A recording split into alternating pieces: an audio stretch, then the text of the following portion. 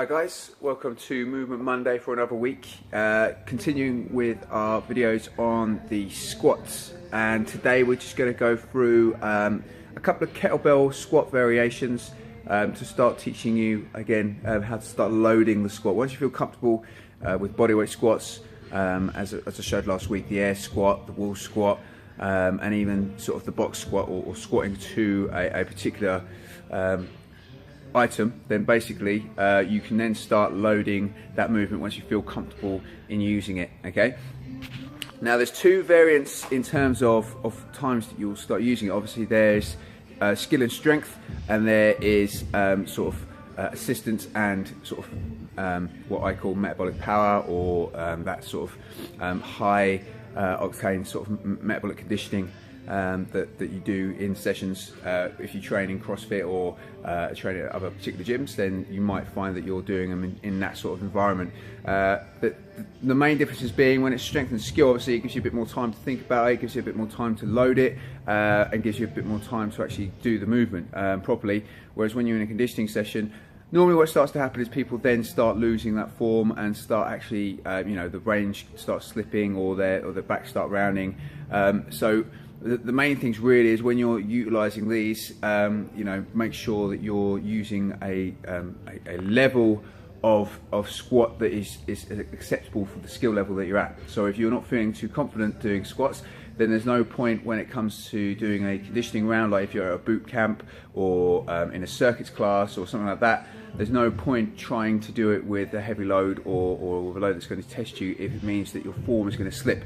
It's better to do it with a skill set that you're able to do, and do it consistently, and just work with doing that until you feel confident moving forward. Okay, so I would always recommend, if as soon as you put a weight in your hand or on your back, if your form starts to slide, you know, you should really be accountable to say, okay, I'm you know, as much as I want to join in with this class and use weights and stuff like that, I'm just going to, you know, do bodyweight squats to start with, or throw in, you know, jumps and stuff like that. So, you know, sort of plyometrics and little bits and bobs.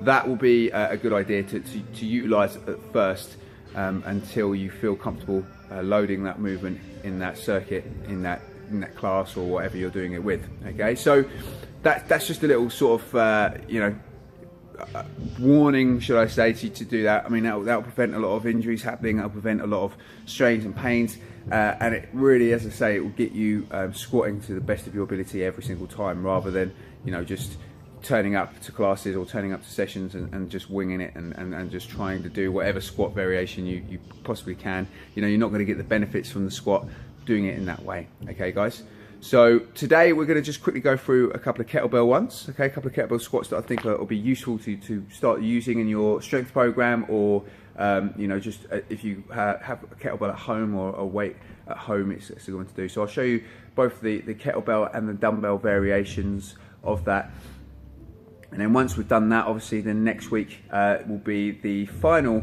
segment, and I'll start going through some barbell squats and talking through each one of those and showing you the progressions up to the sort of, or the variances in difficulty in those, and giving you a couple of options in that as well. And then that will conclude the squat, and then we will move on the Movement Monday. We'll then move back on to something else, and we'll start answering more questions, or you know, move on to more mobility stuff for the next week or two, to sort of even that out. Okay guys, so today is as I say, the kettlebell. So there is sort of a, you know, there's probably a million different variations, but I don't want to go into every single variation of kettlebell squat. I just want to show you a couple of variations to kind of give you guys some things to work on and to build up to. Okay, so first things first, we'll pop you down over here. So the easiest and probably the most basic one to begin with the kettlebell is going to be nice and simple. It's going to be a goblet squat. Okay, so with the goblet squat, what you're trying to do is you're holding the kettlebell up to the chest and holding in this position here. Now, some people hold it by the handles. I find personally that that, you know, gets quite daunting on the arms, and starts you know, the arms start to fatigue before the legs do. So I find holding it in this position, actually in that goblet position, holding onto the bell, is a better way of actually doing the squat. Okay, from there, just as we've seen before, or we practiced before, get into the stance that obviously we did for the very first week, weight on the heels, keep the kettlebell to the chest, and then you're just going to come down into your squat as deep as you can, and then back up to the top. Okay, from a side view, holding into that position. Okay, you're looking up, forward, down into that position, and then back out again. Okay. The great thing about the goblet squat, as I say, is it only requires one bit of kit, so you don't necessarily need to do it with a kettlebell. It can be done with a medicine ball. So if you've got a medicine ball at home or something with a little bit of weight, then you can hold that there and do exactly the same situation from that. Okay? Or it can be done with a dumbbell. So holding the dumbbell by one of the bells again at the end, holding it to the chest, and then up and down from there. Now, I actually prefer utilising dumbbells for the goblet squat. I just feel they sit better. And they sit a bit closer to the body, so it actually, doesn't feel like it's pulling away from the body. With kettlebells, they're quite big and awkward, and though they're great for utilising for that purpose, they can sometimes, cause people to go off their technique. So any particular piece of equipment will do for that. Okay. Now the second squat variation I'll show you is something called the sumo squat. Now it's arguably a deadlift. Okay, but the great thing about the sumo squat is if you find it uncomfortable holding in that goblet squat position, this is a great alternative. It still really hits those quads, but also obviously keeps you in that upright position a bit more solidly. Okay, so what you're trying to do is your stance will probably go a little bit wider, but nothing ridiculous. Okay, you still want to be able to squat, so you want to go into a range or a stance that allows you to get to your deepest position. And rather than holding the kettlebell up here, what you're going to do is actually hold it between the legs and squat up and down from that position. So the kettlebell lines up with the heels. You come down into position from there. You're still squatting right down as deep as you can, and then you're standing out of that position. Okay, this gives you a depth marker though, because basically you go down and down and down until the kettlebell hits that floor, and then you come back out.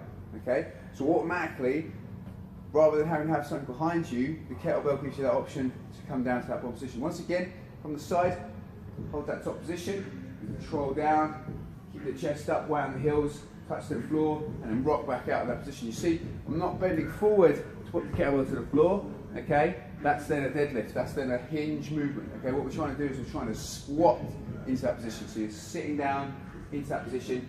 Okay, you're bending at the knees more than you are at the hip. You're getting into that bottom position. Hopefully, as I say, at least the crease of the hip in line with the knee. That's what we're aiming for, and then power back out of that position from there. Okay. So again, if you want to use another bit of kit, it's a bit more awkward. It's the kettlebell is the best one for that. But again, you can hold a med ball down to that bottom position there and squat up and down.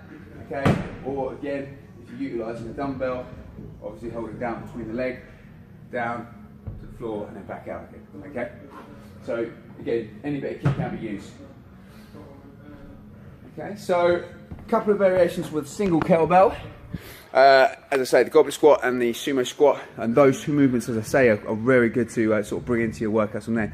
The last one I'll show you is then the next level up, and that starts bringing us towards barbell. So once you feel confident doing goblet squats and sumo squats, the sort of the next progression I would move people onto would then be a double kettlebell front squat. Okay, again, great sort of exercise to use. It now starts utilising the upper body a bit more, getting the core more involved. Okay, and also it's a little bit more close to the barbell movements from there, because you're using two arms rather than the one arm. Okay, so quickly go on to that. So I'll grab these two kettlebells to demonstrate. So with the front rack or the front squat with kettlebells, basically what you're trying to do is you'll get the kettlebells up onto the shoulders. Okay, get the elbows nicely tucked in. Okay, you can tickle your chin. That's the area you want to be at with your arms. From that position there, you're then holding that position and then squatting down again deep as you can, and then back out the hole. Okay, from the side you can see that again. Okay, so control it down and then back out. Okay, the great thing about this is, before we start using barbells, before we start going into the barbell front squat and all the rest of it, which we'll talk about next week, it gets you utilising, as I say, the core, gets you keeping that chest up so you don't sag forward, because otherwise you'll topple over with the weight on that upper chest, and it gets you concentrating a little bit more on the load. Okay, and the good thing about that as well is you can split the weight, so it's not such a awkward heavy weight to use once you start going a bit heavier. Okay, so there you go, a couple of variations, guys. Goblet squat, your sumo squat, and then your front double kettlebell squat as well. Those movements, as I say, will be a great introduction to the squat in terms of loading it, and once you're more comfortable using those, then I would recommend moving on to the next stage, which is then going to be the barbell, which we'll go about next week, okay, and talking about the different variations you can use on that as well. Hope you enjoyed it, guys. As I say, just hit me up with any questions that you want. If you want to go through any sort of more detail about squatting or deadlifts or anything else like that, which we will go through in time, then just let me know. Any movements in terms of mobility, rolling out, you know, those sort of things that we've gone through in the past as well. Any questions or any things you want me to cover, then let me know. Other than that, hope you guys have a great week. Just be awesome, and I'll see you guys very soon. Catch you later.